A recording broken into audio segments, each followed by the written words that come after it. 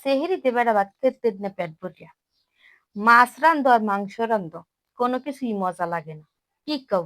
তা মোর মতন জাগো অবস্থা হেরা এই ভিডিওটা দেখো, পুরোপুরি দেখবা, টানবা না কিছুই। কি কি লইছি এর মধ্যে? ধরো ডাইল বাড়ছি, তাও খেসারি মুসুরি ডাইল। চাইলের গুঁড়া দিলাম, হলুদ দিলাম। আর ডাইল যখন বাড়ছি তখন তার সাথে দিছি কিন্তু কাঁচামরিচ, রসুন। আর ওই যে হলুদের গুঁড়া, ধনে গুঁড়া তো দিছি, আর এই পানি দিয়ে ভালো করে গুলাইয়ে লইছি। আর এই যে ব্যাটারটার ঘনত্ব দেখো, আর তেল কিন্তু গরম হতে দিছি। হেই আবার ভাবেও না আবার, খাইয়া তো আবার কইলেন না। তা যাই হোক, এই যে দেখো ফুলগুলা লইয়েছি, তাকে আবার গোসল টোসল করে সুন্দর কইরা পরিষ্কার করে লইয়েছি, দেখো দেখতে কিন্তু সুন্দরই লাগতেছে। আর দিয়ে দিলাম কি, ওই যে ডাইল, পানি, চাল টিল দিয়ে সবকিছু উপকরণ দিয়ে যে গোলাইছি তারে কি বলে? ব্যাটার। যদি ভুল হইয়া থাকে ক্ষমা করে দেবেন মোকে। আর এই যে এখন গরম তেলের ভিতরে দিলাম সারিয়া। আর কি হবে সেটা বেটা পরেই কইতেছি তোমাগো। আর এই শোনো, তোমরা কে কয়টা রোজা রাখছো মোরে একটু কমেন্টে জানাই দিও।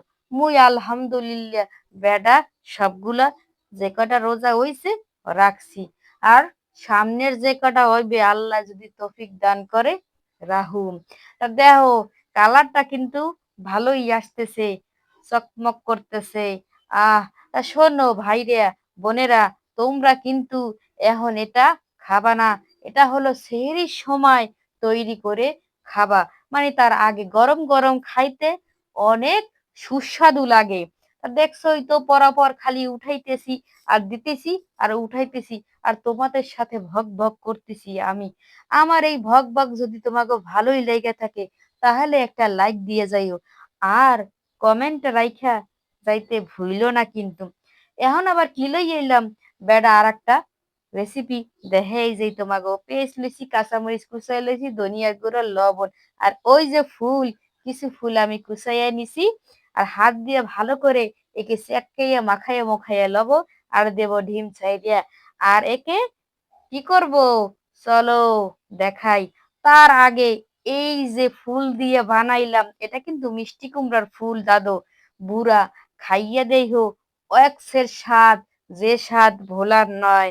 ডিম তো বেটা সাইডে দিছি, সেহরিতে ভাত পেট ভরিয়ে খাইবিয়া, সীমা থাকবে না। খাইতে খাইতে পেট ভরিয়ে যাবে, তারপরও মনে চাইবে আর এক কয়টা খাই বেডা। তা দেখছো মোর ডিম ভাজা কিন্তু হইয়ে গেছে।